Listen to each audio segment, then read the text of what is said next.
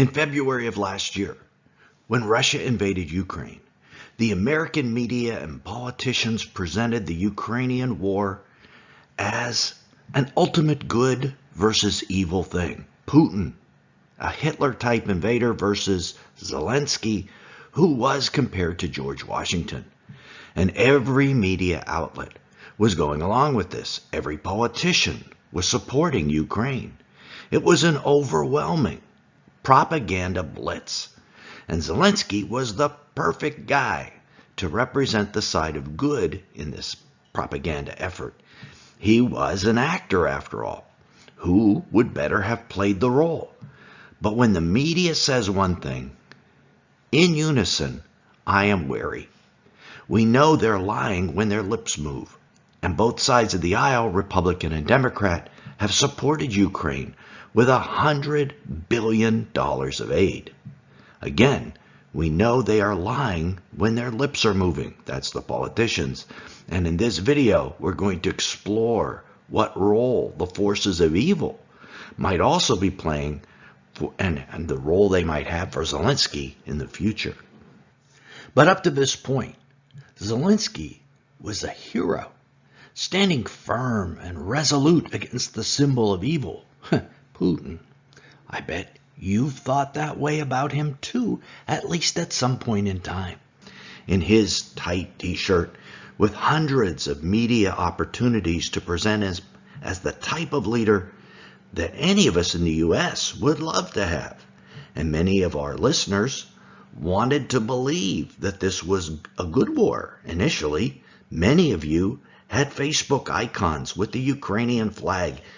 It was easy to believe. We've been conditioned to believe the media, after all, and the government. And with a known bad guy like Putin on the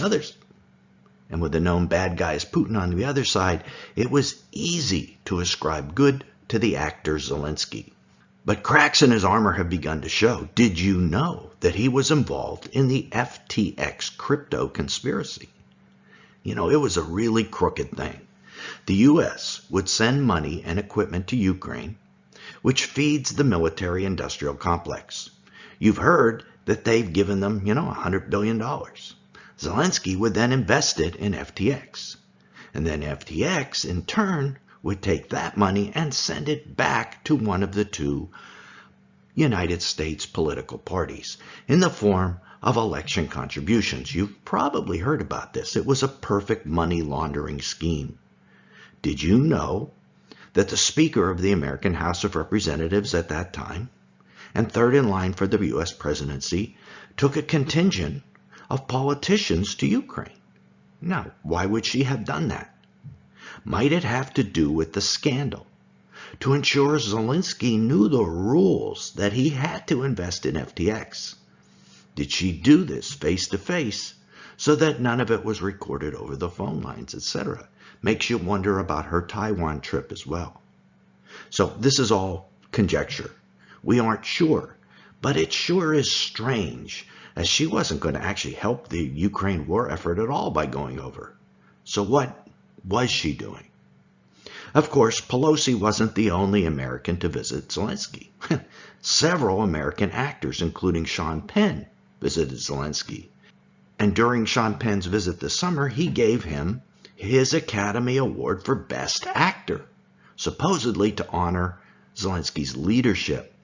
But an Academy Award for being a Best Actor? I mean, this is too good to be true. Maybe because Zelensky is playing a role and not really leading. He's receiving this from the globalists who are supporting him, NATO, World Economic Forum, USA, etc. And now, in my opinion, Zelensky's greatest scandal has happened, and it reveals where his heart is and where the heart of NATO and the US is. Zelensky is shutting down the Eastern Orthodox Church in Ukraine and arresting its priests and nuns. Yes, officially, he considers them traitors because the church is based out of Russia. Never mind that the Ukraine Eastern Church denounced the Russian invaders and the invasion and Putin and all that. When someone is shutting down churches and arresting priests, We know who is ultimately behind this, Satan. Is this a model for what might happen in the future in your country? A national emergency, will take everyone's eyes off what is really going on, which is a shutdown of a church. Christians are made scapegoats, and then bingo, they're persecuted, pastors are arrested, and churches are closed. So who is this Zelensky character? To world media, he burst on the scene in February, but he goes back a little bit. And he was born to a Jewish family. So he's Jewish. That's very interesting. And he has Hebrew genes. He was a television actor and played, of all things, the president of Ukraine in a long-standing show. He then became the real president in 2019. Okay, so that's Zelensky. What about the government in Ukraine? We act as if it's an old, long-standing government, but it isn't. It's a new one. In 2014, the USA, under President Obama, backed a coup to overthrow the existing Ukrainian government. Did you know that?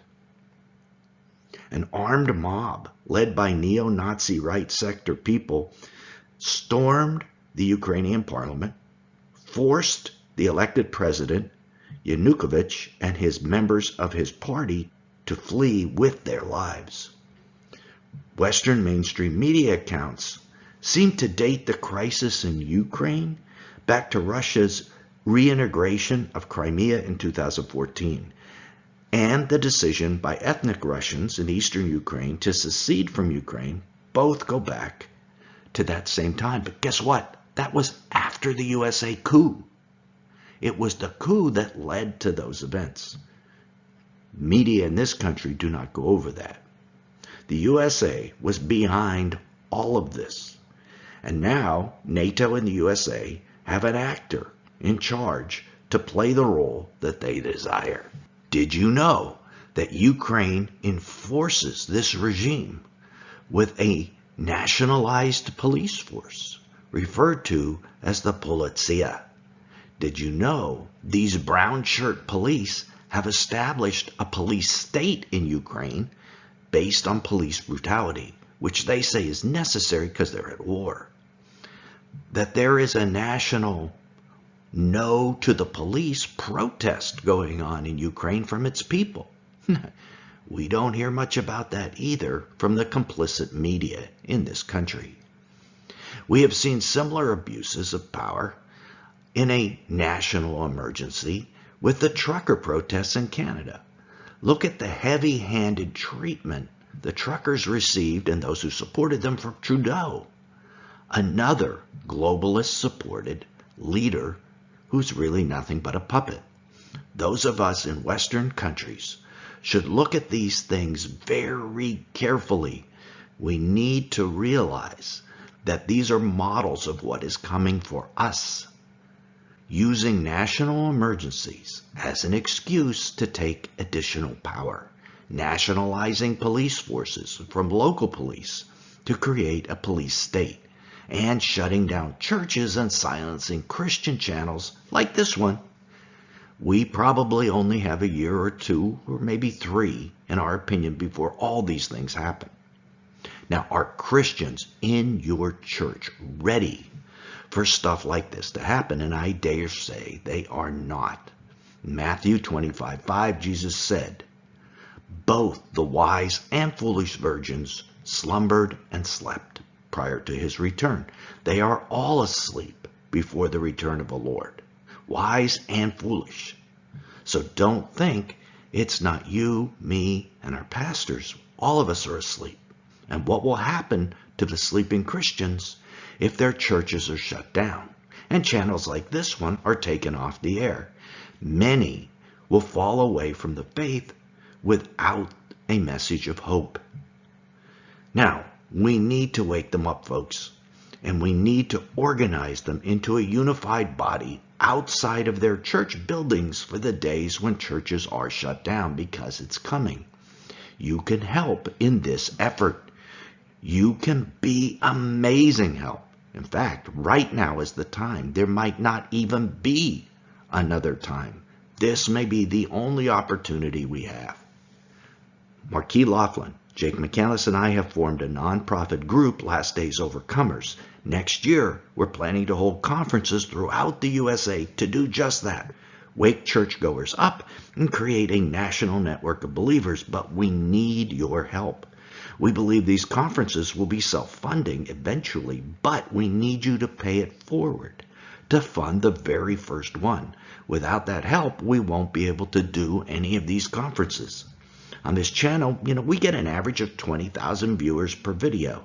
If each video viewer gave a single dollar, we would fund 2 conferences. That's how little is needed per person. So if you don't think you can give, you can give, no matter how tight finances are. Everyone can give $1 or $5 or $20 to this nonprofit tax-free giving opportunity. But, if you're looking for a larger end-of-the-year tax-deductible gift, this might be it too. If you're prioritizing your giving, what other organization is preparing the church for what is coming? Now you can use the QR code on the screen or click a link down in the description. In fact, pause the video right now and please do that. And know the website is working and secure. If you prefer to send donations, we have an address on that website too. Also, when you're on that site, be sure to download the free ebook like 1,000 others have. And there's even a place to volunteer if you feel you'd like to get involved. Now, back to Zelensky and his future role.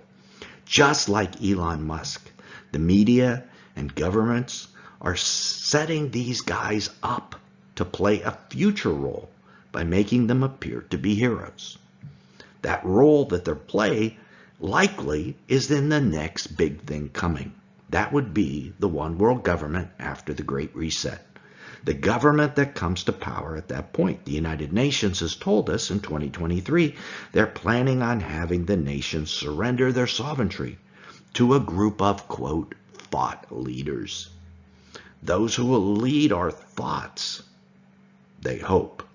I wouldn't be surprised to see Zelensky and Musk in this group, along with guys like Obama, Bill Gates, Klaus Schwab, etc. Folks, it isn't comforting to know that these will be the ones telling us how to think, being our thought leaders. How do you feel about that? Will a guy like Zelensky also have a role with the Antichrist? Well, he's Jewish, which might be some advantage in all this. And he is a worldwide hero. We will have to wait and see because, these things are a little too far down the road to see it at this point. But all Christians should be very wary of this Zelensky guy.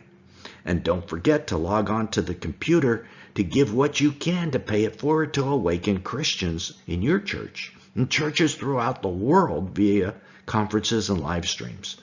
This is our moment.